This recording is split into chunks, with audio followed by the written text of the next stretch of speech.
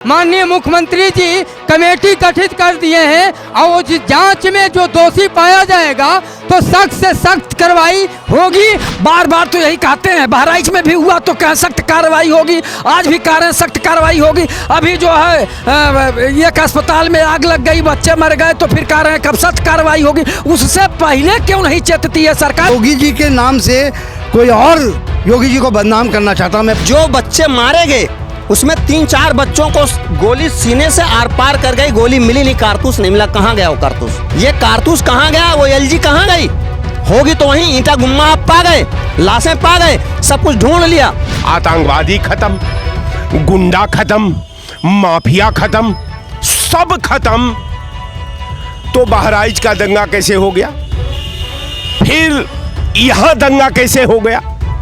तमाम जगह घटना क्यों घट रही है? अगर पुलिस ने गोली चलाई है अपनी आत्मरक्षा के लिए तो मेरे हिसाब से सही है। बढ़ेगा तो कुटेंगे और पिटेंगे भी, और इनके मिर्चा डाल के, ठीक है, और इनसे सब कबलाया जाएगा। फोटोग्राफी हो चुकी है और सब कुछ हो चुका है, अब ये नहीं चलेगा। नमस्कार, मैं आपके साथ शाइस्ता, आप देख रहे हैं एनटीवी निष्पक्ष। जिस तरह से उपचुनाव को लेकर लगातार हम लोगों के बीच मौजूद रहे और उनकी राय जानने की कोशिश करते रहे, ठीक उसी तरह से जिस तरह से संभल हिंसा हुई है, 4 लोगों की मौत हो गई है, कई लोग घायल हो गए, बेगुनाह की जान चली गई है। इस पर पक्ष विपक्ष लगातार अपनी प्रतिक्रियाएं देते हुए नजर आ रहा है। लोगों में भी काफ़ी आक्रोश है। तो मेरे साथ दारुल शफा के बाहर कुछ लोग मौजूद हैं, हम उनसे जानेंगे। सर, मेरा पहला प्रश्न आपसे ये है कि जिस तरह से दावा किया जाता है मौजूदा सरकार में कि जो माफिया हैं, जो गुंडे हैं, राम राम सत्य हो गया, दफन हो गए, लेकिन लगातार दंगे होते चले जा रहे हैं। अभी हाल में ही देखा था बहराइच घटना हुई, किस तरह से इन लोगों की जानें गई, और अब संभल में इस तरह की हिंसा हुई, दंगे हुए, क्या कहेंगे? पत्रकार महोदय राम दुलार यादव नाम है। हम हर मीडिया में, हर टीवी चैनल पर बोलते हैं। हमारा ये कहना है कि न्यायालय के आदेश के मुताबिक कोर्ट कमीशन और प्रशासनिक अधिकारी जब मौके पर गए तो वहाँ जांच के संबंध में गए। तो जब जांच हो रही है तो इस जांच में उनका साथ दे करके जांच करवा देनी चाहिए। सवाल ये उठता है कि जब विपक्ष लगातार दावा कर रहा है कि एक बार सर्वे हो गया तो दोबारा सर्वे करने की क्या ज़रूरत पड़ी, क्या कहेंगे? तो ये तो न्यायालय का प्रकरण है। न्यायालय के आदेश पर कोर्ट कमीशन गई है तो एक बार में नहीं जांच हो पाती है, 2 बार में जांच हो रही है तो जांच होनी देनी चाहिए। वहाँ इकट्ठा हो करके दंगाई हमारे शासन प्रशासन पे ढेला और पत्थर ईंट चलाने का जब काम करेगा तो वहाँ दंगाइयों की वीडियो भी उपस्थित कराई गई है। आपकी बातों से एक सवाल निकल कर आया कि आपने कहा कि उस तरह से ये जो ईंटें पत्थर क्यों चलाए गए, लेकिन विपक्ष लगातार दावा कर रहा है कि जब सर्वे हो रहा था तो उस बीच इस तरह से जो नारे लगाए गए थे, क्या जरूरत पड़ी थी, क्या कहेंगे?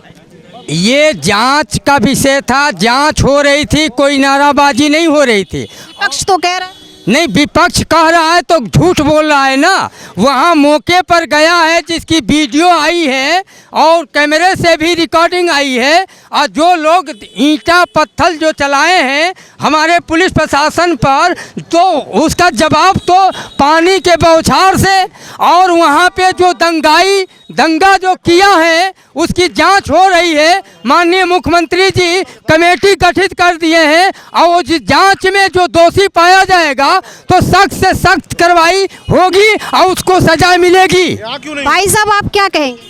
देखिए, कमीशन जब गया था पहली बार, ठीक है, तब दंगा नहीं हो पाया जो सरकार चाहती थी।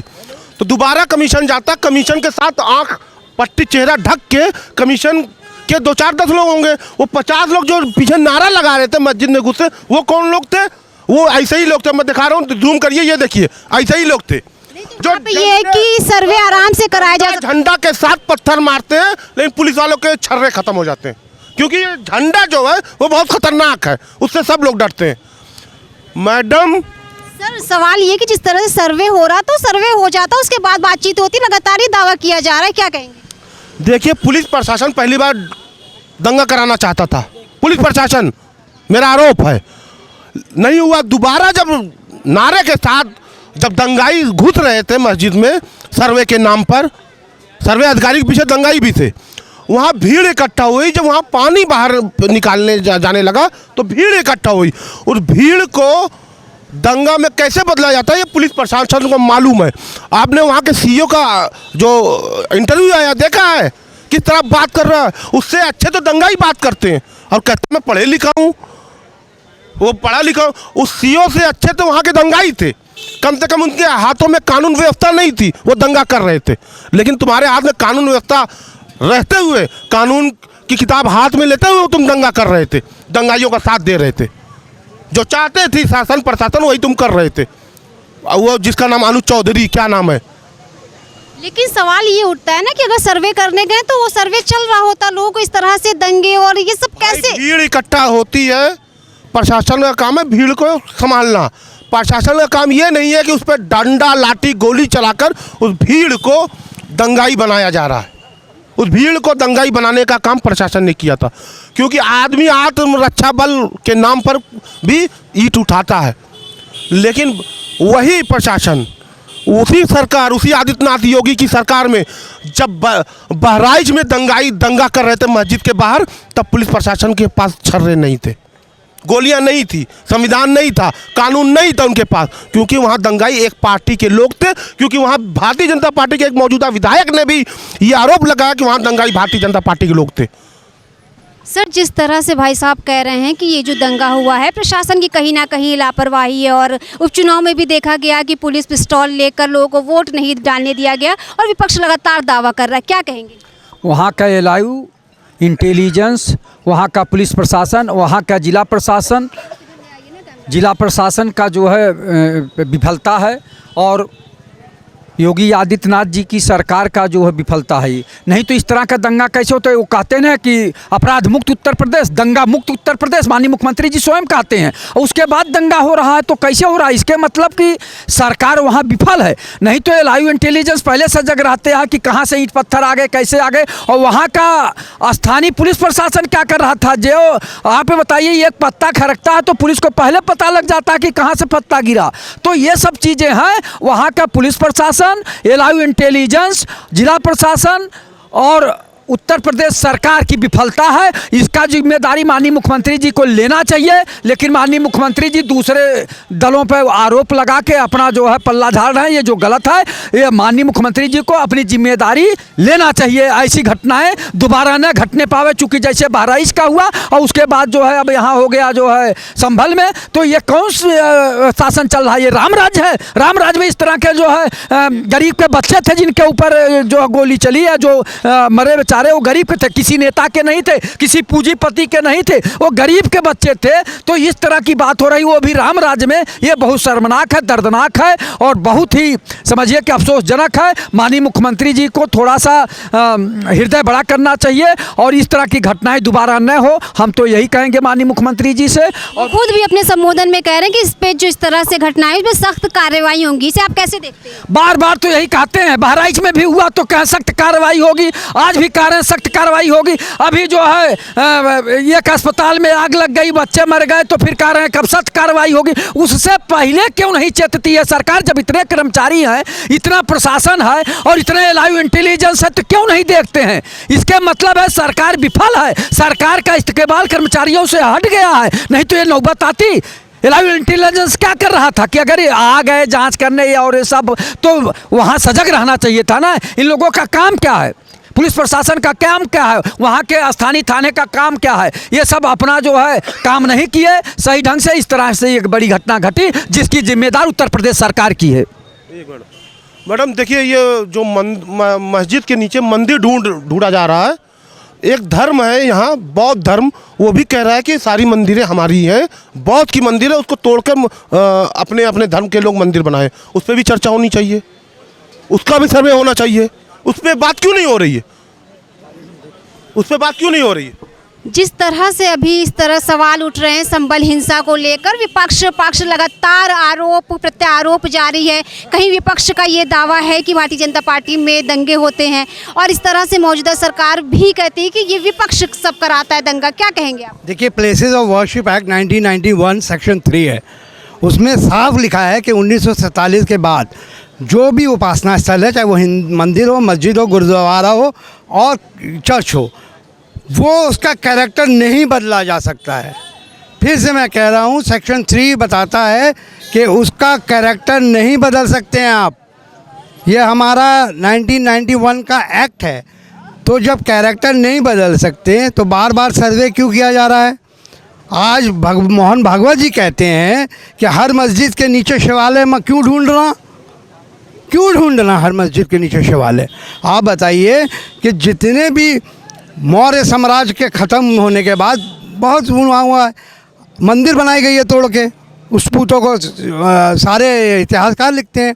तो अगर मौर्य समाज जाएंगे तो उसको अदालत 1 मिनट के अंदर बाहर कर देगा और उन पर फाइन भी लगाएगा 3 साल का। क्यों? क्योंकि 1991 का एक्ट है कि जो 47 का स्थिति यथास्थिति बरकरार रहेगी, सेक्शन 5 अयोध्या को उसमें नहीं सम्मिलित करता है। उसके अलावा सारे धर्म स्थल जैसे भी हैं वैसे ही रहेंगे। अब यहाँ पर मैं बताता हूँ कि एसओ और एसडीएम बिना कोर्ट के परमिशन के चला जाता है। पहले 19 तारीख को कोर्ट परमिशन देता है, आप सर्वे कर लेते हैं, बात ये होती है कि आप कोर्ट को पहुंचा दिया जाए। उसके बाद आप रात को चले आते हैं, फिर भी कोई लड़ाई नहीं होता है। रात में जाके आप सर्वे करके चले आते हैं, फिर सुबह चले आते हैं आप, और आप गुंडे लोग को लेके जाते हैं जो नारा लगाते रहें। तो आपका साफ तौर पर ये कहना है कि ये कहीं ना कहीं साजिश है? ये साजिश है। और उसके बाद अंदर जाते हैं, डीएम और एसपी कहता है कि आप हौज में डंडा डाल के देख लीजिए और पानी का मेजरमेंट कर लीजिए। वो एसओ और एसडीएम खोल देते हैं, वो मानते नहीं है डीएम एसपी की बात। पानी जब बाहर जाता है, लोग भीड़ आ जाती है, सोचते खुदाई हो रहा है, जबकि ये सर्वे में लेज़र और रेडार से काम किया जाएगा। एक पत्थर भी नहीं तोड़ सकते, वो जो वर्कशिप एक्ट है उसके तहत।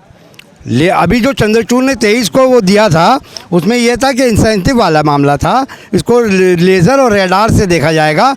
पर मैं ये पूछना चाहता हूँ, जब आप कैरेक्टर उसका चेंज नहीं कर सकते हैं, बार बार क्यों सर्वे किया जा रहा है? ज्ञानवापी के बाद तो मोहन भागवत जी ने कह दिया था हर मस्जिद के अंदर और ये मस्जिद जो है ये ISI द्वारा प्रोटेक्टेड मोन्यूमेंट एक्ट के तहत आता है। 100 साल पहले ही आ गया था।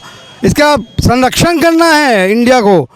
आप इसके बाद ये काम कर रहे हो, तो ये तो पूरा इलेक्शन योगी जी को सोचना चाहिए। कहीं योगी जी के नाम से कोई और योगी जी को बदनाम करना चाहता हूँ। मैं पूरे खास तौर से कह रहा हूँ, जी भी तो सारी घटनाओं को देख रहे हैं। दंगाई सरकार का एक टैग योगी जी पे लगाना चाह रहा है, जबकि डीएम एसपी ने कह दिया था कि आप मेजरमेंट करो। तो एसओ और एसडीएम ने की बात क्यों नहीं मानी? और उसके बाद 4 लोगों की जान गई। कौन मारा उन्हें? आप बताएं हमें, कौन मारा? क्या वो 17 साल के बच्चे, 10 साल के बच्चे में FIR है? अभी भी एसओ और एसडीएम योगी जी से मैं कहना चाहूँ, उनको फ़ौरन सस्पेंड किया जाए और एक हाई कोर्ट के जज अपॉइंट किया जाए और इसकी जांच हो। आपका छवि गिर रहा है योगी जी। ये कौन लोग हैं जो ये करा रहे हैं? कौन नारा लगा के गए थे वहाँ जब दंगा नहीं हो रहा था? 3 बार आप कोर्ट के परमिशन के बिना कैसे गए? हाँ, कैसे गए कोर्ट के परमिशन के बिना? जब कोर्ट एक बार दिया परमिशन, 19 को हो गई, फिर रात में भी आप चले गए, ख़त्म हो गया, फिर सुबह चले गए। ये क्या है? देख रहा है जनता, देश के न्याय प्रणाली देख रहे हैं, संविधान का ऐसी तैसी कर रहे हैं। जो उन्होंने कहा है कि 50-500 साल पहले जाके खोदोगे तो कुछ ना कुछ मिलेगा ही। मोहन भागवत ने कहा जो इतिहास में हुआ गलत है, पर आज का हिंदू, आज का मुसलमान वो 500 साल के लिए लड़ाई ना लड़े, आपस में मेलचाल बनाइए। तो मोहन भागवत जी कह रहे हैं RSS के प्रमुख। तो फिर ये कौन लोग हैं जो ये करा रहे हैं? मैं इनका कंडेम करता हूँ और योगी जी से कहता हूँ कि इस पर सख्त कार्रवाई हो। जय हिंद, जय भारत। तो दर्शकों, आप लोगों ने देखा कि लोग हैं, उनकी ये राय है कि कहीं ना कहीं योगी सरकार को बदनाम करने की भी कोशिश की जा रही है, और जो लोग इस तरह से दंगे करवा रहे हैं और इस तरह से हिंसा भड़क रही है और बेगुनाह लोगों की जान चली जा रही है, कहीं ना कहीं बेहद दुखद है। मेरे साथ और लोग भी मौजूद हैं, हम उनसे जानेंगे। सर, सबसे पहला प्रश्न मेरा ये है कि जिस तरह से संभल हिंसा हुई, कई लोगों की जान गई, इसे आप कैसे देखते हैं? पहले 2 चीज़ें मानना चाहिए। जैसा कि कहा जा रहा है संभल में भगवान हरिहर का मंदिर था, तो संभल 2 जगह है। संभल 2 जगह है भारत में। एक तो संभल उत्तर प्रदेश में है और एक तेलंगाना स्टेट में है। तेलंगाना स्टेट में जो है वो धार्मिक नगरी भी है और एक बड़ा शहर भी है। तो अब हरिहर मंदिर ये कैसे तय होगा कि उत्तर प्रदेश वाले में है कि तेलंगाना वाले में है? इस बात के लिए लोग कहते हैं कि हमने इतिहास की किताबें पढ़ी, उन किताबों को दिखाया जाना चाहिए। किताब लिखने वाला कौन था? 300-400 साल पहले की बातें हैं, मतलब 1700 कुछ की बात कर रहे हैं, तो 300-400 साल पहले की बातें हैं। वहाँ कौन इतिहासकार था जो लिख करके आया? दूसरी बात ये देखना चाहिए कि हरिहर मंदिर का और मस्जिद का झगड़ा नहीं है। वहाँ पर जो मस्जिद बनी हुई है संभल में, उसमें एक पक्ष द्वारा जो मुकदमा दायर हुआ उसमें कहा गया कि हमें साहब जाने के लिए सड़क दी जाए, उस मस्जिद के बीच से सड़क दी जाए जिससे हम पार होकर के पीछे की तरफ जा सकें। तब जब आज 300-400 साल से वो मस्जिद बनी हुई थी, तो आज सड़क मांगने मंदिर में या आपके घर में हम मांगे तो कोई दे देगा क्या? हम कहें कि यह सड़क बना दीजिए विधानसभा के बीच से, हम जाएंगे गवर्नर हाउस, क्या उचित लेकिन इस तरह से हिंसा बढ़ जाना, लोगों की जान चली जाना, कहीं ना कहीं हिंसा जो हुआ ये बिल्कुल अच्छा नहीं है किसी के लिए। अभी तो बहुत बातें नहीं आई, वहाँ हिंदू भी चोट लगी होगी, मारे गए होंगे। नहीं हिंदू मारे गए होंगे तो पुलिस वाले हिंदू होंगे, अधिकारी हिंदू होंगे। तो चोट हिंदू मुसलमान को दोनों को लगी। ईंटा जो होता है, गोली जो होती है, वो जात धर्म देख करके नहीं चलती है, सामने जो पड़ता है उसको पास कर। विपक्ष तो लगातार यही दावा कर रहा है। नेताओं का तो काम ही यही है। बैठ करके मैं एक उदाहरण देता हूँ। अयोध्या के नायक, अयोध्या कांड के नायक मुलायम सिंह यादव और भारतीय जनता पार्टी के कल्याण सिंह, दोनों लोग उस कांड होने के बाद दोस्ती कर लेते हैं, पार्टियां बना करके, और एक साथ रहते हैं। मायावती जी के साथ होने वाले कांड मुलायम सिंह के द्वारा जो कहा गया, सपा द्वारा किया गया था, दोनों लोग मिल करके खाना खा लेते हैं, दोनों लोग मिल करके इलेक्शन लड़ लेते हैं। आपका साफ तौर पे कहना है कि राजनीतिक रुख ले रहा है। बिल्कुल राजनीतिक रुख है भाई। विपक्ष को भी चाहिए वोट, विपक्ष को भी जनता का वोट चाहिए, सत्ता पक्ष को भी जनता का वोट चाहिए। तो दोनों को परिलक्षित करके विभाजन जब तक नहीं होगा तब तक कैसे होगा? जनता को ये समझना होगा। आप मंदिर मस्जिद करें, धर्म करें, हम उसमें मनाही नहीं करते, लेकिन लड़ें नहीं किसी से। जो भी किया गया कहीं ना कहीं राजनीतिक लोगों ने, हमको लगता है कि जब वो कमीशन रिपोर्ट गई होगी तो जनरल सी बात है, जनता देखने के लिए उत्सुक हो जाती। जैसे हम यहाँ भाषण दे रहे हैं, देखिए 10 लोग खड़े हैं, इनसे मतलब नहीं है, शायद नहीं बोलेंगे। लेकिन अब यहीं पर पुलिस आ जाती है कि भाई भीड़ मत लगाइए, आप लोग जाइए। तो उसमें कुछ लोग होते हैं, लड़ भी जाते हैं, क्यों जाएं हम देखेंगे। तो जब पुलिस की ये आदत है या सर प्रशासनिक अफसरों की, उनका ईगो हर्ट होता है तो गाली भी दे देते हैं, तो थप्पड़ मार भी देते हैं। तो ऐसे में जहाँ ज़्यादा पब्लिक होती है, कन्फ्यूजन क्रिएट हो जाता है। मारा, उसके बाद झगड़ा हुआ, तो जहाँ बहुसंख्यक हैं वो घेर लेते हैं किसी को, चाहे वो हिंदू हो, मुसलमान हो या दोनों मिक्स हों। तो ऐसे में कुछ कन्फ्यूजन हुआ, जिसकी वजह से ऐसा हुआ। रही बात ईंट की, इतनी ईंट पत्थर आए कहाँ से? भाई उस घर में, गाँव लेन में, जैसे यहाँ से वहाँ तक ज़्यादा से ज़्यादा 5-6 घर हैं, इधर मिला लीजिए 10 घर। कह रहा प्लानिंग से हुआ है। तो ये प्लानिंग का मौका किसने दिया?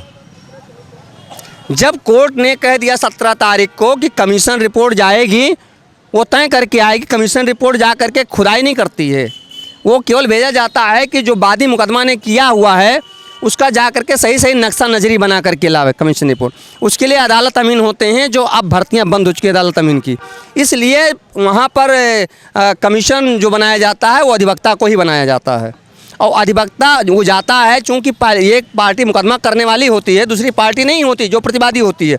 तो उसका कर्तव्य है कि वो नोटिस और मुकदमे की कॉपी, कमीशन रिपोर्ट जाकर, जो कमिश्नर बनता है, कोर्ट कमिश्नर बनता है, वो जा करके विपक्षी को, प्रतिवादी को सर्व कराता है कि भैया ये आपके खिलाफ मुकदमा है, इस तारीख को डेट लगी है, हम पैमाइश कर रहे हैं, आप मौका देख लीजिए, वीडियो बना लीजिए। और जब रिपोर्ट जाएगी, इस तारीख निश्चित होता है कि इस तारीख तक रिपोर्ट दें। वो देना होता, शायद 24 तारीख थी उसमें रिपोर्ट देने की, 24 को रिपोर्ट सबमिट नहीं हुई।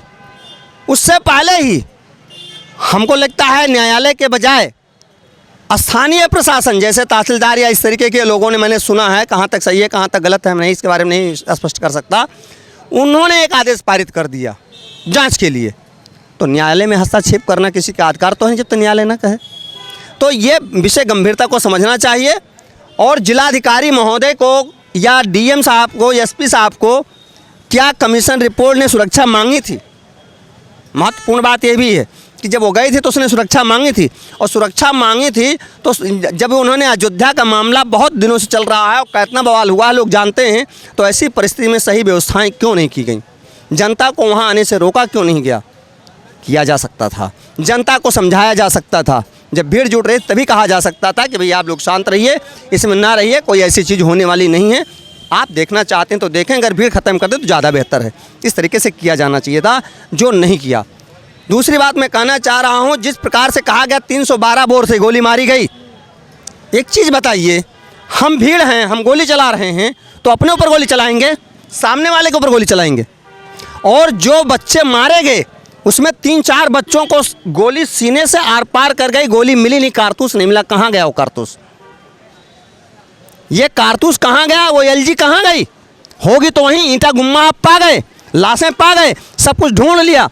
और जब आपको ये पता था तो ड्रोन से आपने शुरू में ईंट पत्थरों की आपने क्यों नहीं देखी संभल नगर में जाकर के? ये क्यों नहीं देखा ईंट पत्थर कहाँ से आए और क्यों रखे गए हैं? उस पर व्यवस्था करनी चाहिए थी। सेंट्रल की भी इंटेलिजेंस होती है और स्टेट की भी होती है, स्थानीय भी होती है। तीनों क्या कर रहे थे? कहाँ थे? आखिर वो 312 बोर बनते कहाँ हैं? लोगों के घरों में पहुँचते कहाँ हैं? ये किसका जिम्मेदारी है करना? लोकल प्रशासन का जिम्मेदारी है, स्टेट प्रशासन की जिम्मेदारी है। इस पर विफल क्यों है? 9mm की पिस्टल से सड़क चौराहे पर लोगों को मार दिया जाता है, और 9mm की पिस्टल जर्मनी और टर्की से आती है। जिन लोगों ने पिस्टल गोलियां चलाई वो लोग अरेस्ट कर लिए गए हैं और उनकी पहचान भी कराई गई है। यही पूछना चाह रहा हूँ कि वो टर्की की बंदूक सीमा पार से कैसे भारत में आई और भारत से संभल में कैसे पहुँच गई? कोई ना कोई तो सूत्रधार होगा ना। पुलिस की इंटेलिजेंस कहाँ है ये सब करने के लिए? क्या हथियार बेचवा रही है पुलिस? ये सोचने की ज़रूरत है। हमारी इंटेलिजेंस जैसे एजेंसियाँ क्या बेचवा रही हैं हथियार? घर घर में क्या अवैध हथियार पहुंचा रही हैं? तो ऐसा है कि आप खुलेआम सरकार कर दे कि हर कोई कट्टा बनावे, क्या क्यों नहीं कर देती सरकार? लाइसेंस की ज़रूरत क्यों है? तो दर्शकों, आप लोगों ने देखा कि जिस तरह से लोगों की राय है कि कहीं ना कहीं जिस तरह से संभल में हिंसा हुई है पूरी एक प्री प्लानिंग है। मेरे साथ और लोग भी मौजूद हैं, हम उनसे जानेंगे। सर, जिस तरह से मौजूदा सरकार लगातार दावा करती है और विपक्ष भी दावा कर रहा है कि जब योगी सरकार में जो माफिया हैं, जो गुंडे हैं, वो दफन हो गए, लेकिन ये जो हिंसा, ये जो दंगा लगातार हो रहा है, अभी आपने बहराइच में भी देखा और ये संभल में ही, क्या कहेंगे? बिल्कुल, देखिए, आपने बहुत लॉजिकल सवाल आपने किया है। इस समय के दौर में, जो कठिन समय का दौर चल रहा है, मैंने आज कहीं मुख्यमंत्री जी के भाषण को सुन रहा था। मुख्यमंत्री जी ने कहा कि मैंने उत्तर प्रदेश को गुंडा मुक्त, माफिया मुक्त, जितने अपराध में संलिप्त व्यवस्था है, मैं सबका खात्मा करके आज जो बचे खुचे हैं उनको मैं कंधार की पठार में पहुंचा दिया हूं। अब सवाल है कि साहब, आतंकवादी खत्म, गुंडा खत्म, माफिया खत्म, सब खत्म, तो बहराइच का दंगा कैसे हो गया? फिर यहां दंगा कैसे हो गया? तमाम जगह घटना क्यों घट रही है? अब अगर मैं अपने मुख्यमंत्री के अगर बातों पर यकीन करूं तो हमको एक बात समझ में नहीं आ रही है कि प्रदेश को मुख्यमंत्री गुमराह कर रहे हैं कि उनके किए हुए कार्य में कहीं न कहीं एक कोई व्यापक विस्फोट है, व्यापक कमी है, जिसके वजह से वो मुख्यमंत्री के पॉलिसी को, मुख्यमंत्री के मोनोपोलियो को, मुख्यमंत्री के सिस्टम को धक्का बता करके अपराध क्या एक नई दुनिया का संरचना कर देते हैं। तो कहने का मेरा मतलब कि जब तक राजा न्याय संगत नहीं होगा, न्याय प्रिय नहीं होगा, विधि और विधान का जिम्मेवार नहीं होगा, अपने संविधान का शपथ के प्रति अपनी नैतिक जिम्मेवारी को ईमानदारी से स्वीकार नहीं करेगा, इसी तरह बहराइच का दंगा होता रहेगा, इसी तरह सिस्टम चलता रहेगा, इसी तरह जनता लड़ती मरती रहेगी। तो यहाँ समाज को बचाने की जरूरत है। आज मुख्यमंत्री को ईमानदारी से अपने सिस्टम को गंभीरता से लेना चाहिए, इसलिए कि अगर इनके सिस्टम अगर कहीं फेल हुए तो समाज का क्या होगा, इस देश की विधा का क्या होगा, इनके सिस्टम का क्या होगा। आने वाला कल में जो आज आप भूगोल का निर्माण कर रहे हैं, ये भूगोल को जब इतिहास में परिणित होगा तो आपके द्वारा किए हुए कालखंड का जब व्याख्या होगी तो उसकी व्याख्या का शक्ल क्या होगा, स्वरूप क्या होगा, मंथन उसमें क्या होगा। तो मैं आपके चैनल पर ईमानदारी से कहता हूं कि सरकार बचे ना। मैं मानता हूं कि सरकार के सिस्टम में दो फॉल्ट था, इसलिए वो इतना विस्फोटक घटना घट गई। आज पूरा उस घटना को लेकर के पूरा समाज मताहत है, पूरी व्यवस्था मताहत है, पूरा सिस्टम मताहत है। तो मुख्यमंत्री जी का ये धर्म बनता है कि ईमानदारी से उनको आगे आना चाहिए और अपने कमी को स्वीकार करके उस सिस्टम को कस करके समाज के सद्भाव को कायम रखना चाहिए। यही उनका धर्म बनता है, यही उनका संवैधानिक धर्म है। राजनीति हर जगह नहीं होती। राजनीति को परिवार में मत करिए, राजनीति को पारिवारिक सद्भाव में मत करिए, राजनीति को पारिवारिक एकता में मत करिए। हम मुख्यमंत्री जी से आग्रह करते हैं कि आप चाहें तो 1 सेकंड में ये सारा विवाद, सारा धोखाधड़ी, पूरे घटनाक्रम की दूध का दूध और पानी का पानी हो जाए। आप मुख्यमंत्री हैं, आप घटना पर पहुंचिए, घटना की समीक्षा करिए, सारे अधिकारियों को लेकर पहुंचिए। आप देखिए कि एक जिलाधिकारी की कमी है, पुलिस अधीक्षक की कमी है, थाना अध्यक्ष की कमी है, आपका प्रशासन की कमी है कि इस कमी की वजह से ये अवांछनीय तत्व अपना रोटी सेक रहे हैं। फिर रोकने की उसे ज़रूरत है। हम फिर जोगी जी से आग्रह करते हैं कि प्रदेश के लॉ एंड ऑर्डर को बचा लीजिए, प्रदेश के सद्भाव को बचा लीजिए, हिंदू मुस्लिम एकता को बचा लीजिए। नहीं तो अगर यह आग यूं ही सुलगती रहेगी, न मंजिल रहेगी, न बस्ती रहेगी, न विधा रहेगा, न आप रहेंगे, न हम रहेंगे। तो मैं साफ कहना चाहता हूं कि ईमानदारी से मुख्यमंत्री के धर्म का आप निर्वहन करिए। पूरा प्रदेश आपके साथ है, पूरे लोग के आप नेता है, सबका आपके अंदर विश्वास है। आप सिस्टम को बचा लीजिए। मेरा आपके इस प्रकरण में इतना ही कहना है। धन्यवाद।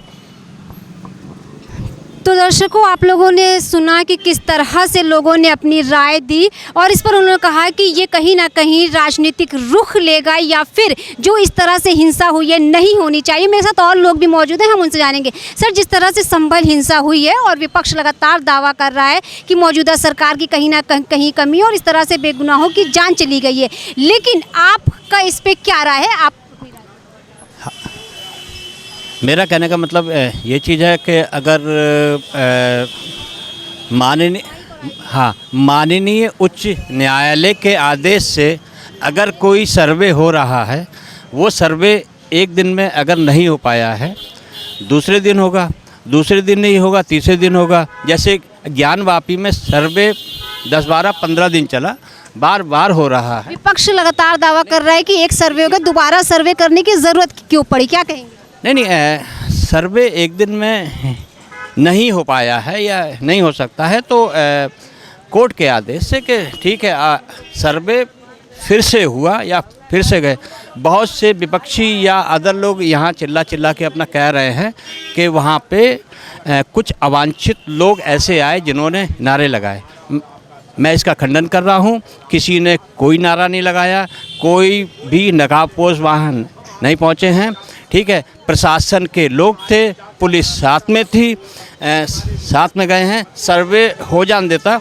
एक धर्म विशेष के लोगों से मैं अपना कहना चाहता हूं, जो संभल के मस्जिद के आसपास अपना थे, उनके बुजुर्गों से अपना कहना चाह रहा हूं कि थोड़ा सा अपने बच्चों को, अपने लाडलों को समझाओ।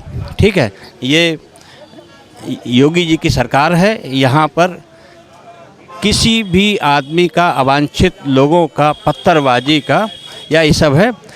अगर 5-7 हज़ार लोग एक साथ इकट्ठे होकर अगर ईंटा पत्थर अगर बरसा रहे हैं, तो भाई किसी का खोपड़ा फूट रहा है, वो भी तो उनके भी बच्चे हैं और ये सब है।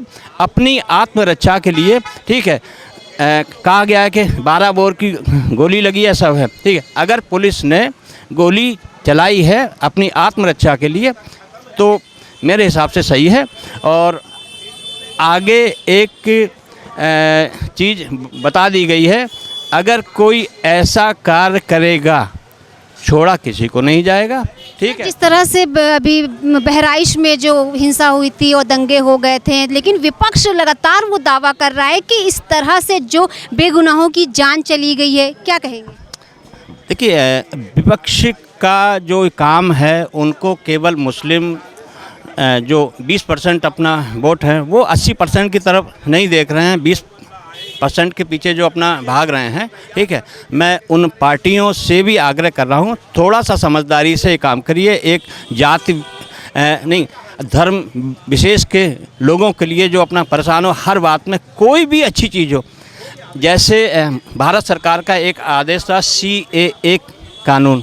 CAA कानून जो था कि अफ़गानिस्तान, पाकिस्तान, बांग्लादेश या आसपास के देशों से अगर कोई हिंदू है और सिख है, बौद्ध है, जैन है, अगर कोई आता है तो हम उनको एक अधिकार देंगे भारत में रहने का। ठीक है, और उनको नागरिकता देंगे।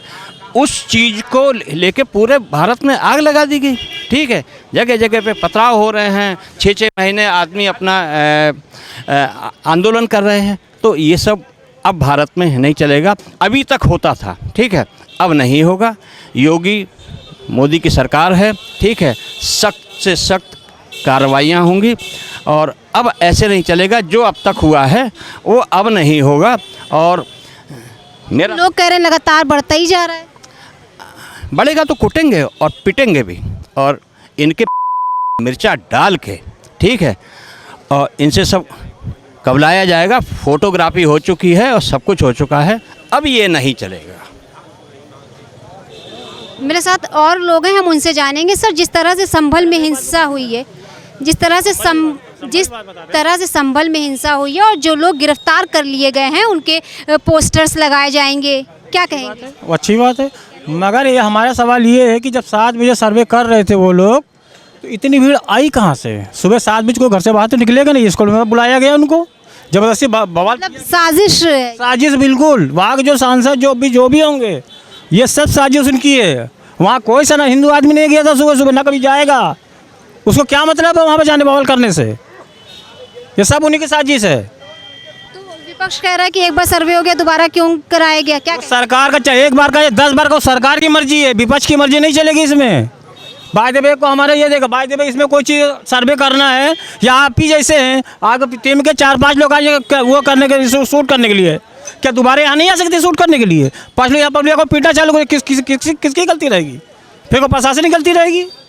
जिस तरह संभल हिंसा को लेकर जामा मस्जिद का जो सर्वे किया गया है, विपक्ष का लगातार ये दावा है कि जब एक बार सर्वे हो गया तो दोबारा सर्वे करने की क्या ज़रूरत पड़ी। इन्हीं सब विषय को लेकर, इन सब मुद्दे को लेकर हमारी मौजूदगी दारुशफ़ा पे रही और हमने लोगों से जानने की कोशिश की। तो लगातार लोगों का ये कहना है कि जिस तरह से वहाँ पर हिंसा हुई, ये पूरी प्री प्लानिंग रही, लोगों की साजिश रही। इतने सारे ईंटें और जो लोगों की जान गई, ये सब पहले से साजिश के तहत किया गया है। किसी का ये कहना है कि योगी सरकार में जो माफिया हैं, जो गुंडे हैं, वो दफन हो गए। फिर इस तरह से जो दंगे हैं, घटनाएं हैं, क्यों बढ़ती जा रही हैं? किसी का ये कहना रहा कि ये जो है राजनीतिक रुख की ओर जा रहा है। तो सबकी अपनी अपनी राय रही, लोगों ने अपनी अपनी प्रतिक्रियाएं दी और हमारी मौजूदगी हमेशा लोगों के बीच रहती है। ये जानने की कोशिश करते हैं कि किस मुद्दे को लेकर लोगों की क्या राय है, क्योंकि लोगों की राय बेहद इंपॉर्टेंट होती है। कैमरा पर्सन नीरज के साथ मैं शाइस्ता खान, NTV निष्पक्ष, लखनऊ। देश विदेश की ताज़ा खबर पाने के लिए हमारे चैनल NTV निष्पक्ष को सब्सक्राइब करें व बेल आइकन दबाना ना भूलें।